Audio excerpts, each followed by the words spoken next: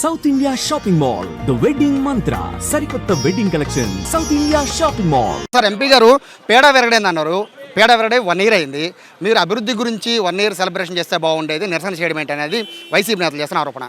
ఇవాళ గౌరవ ఉప ముఖ్యమంత్రి పవన్ కళ్యాణ్ గారు ఒకే రోజు దీపావళి సంక్రాంతి అని పిలిపించారు. ఎందుకంటే ఈ సంవత్సరం క్రితం ఇదే సమయంలో మేము విజయం సాధించాం.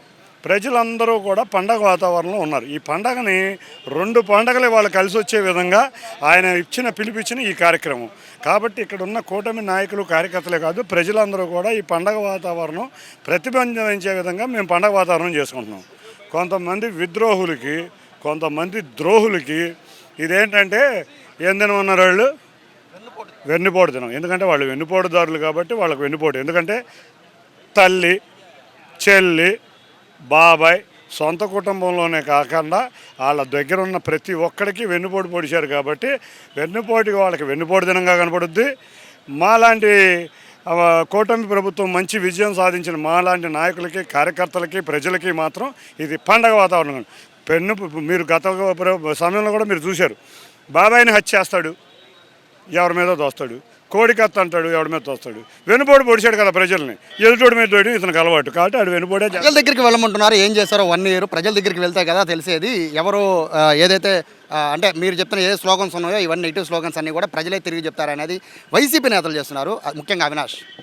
ఒక విషయం, అసలు అవినాష్ కాదు, జగన్ కాదు, ఇంకొకళ్ళు కాదు, ప్రజల వద్ద మా ఎమ్మెల్యే గారు ఉన్నారు. ప్రతిరోజు పొద్దున్నే కాయించి రాత్రి దాకా ప్రజల వద్దే ఉంటారు.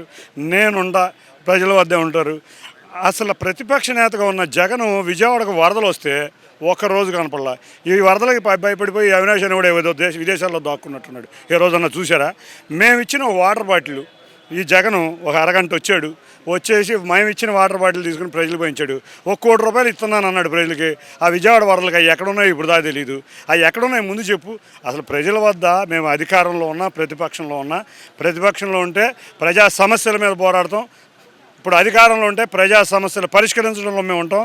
మా నాయకుల కూటమి మేమే కాదు, ఇక్కడ ఉన్న జనసేన కానీ, భారతీయ జనతా పార్టీ కానీ ప్రతినిత్యం ప్రజల్లోనే ఉంటారు. ఇప్పుడు ప్రజలు అందుకే నిన్న తెనాలి వెళ్తే పోరా బాబు అని చెప్పులతో దాడి చేశారు. అది వాళ్ళ పరిస్థితి.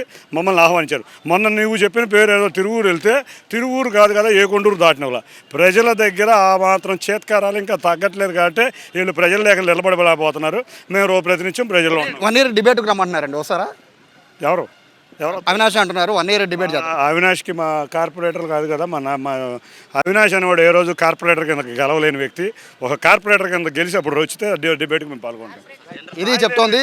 మాట్లాడే పరిస్థితే లేదు, స్థాయి లేదు. ఒక కార్పొరేటర్ కింద గెలిచాడా?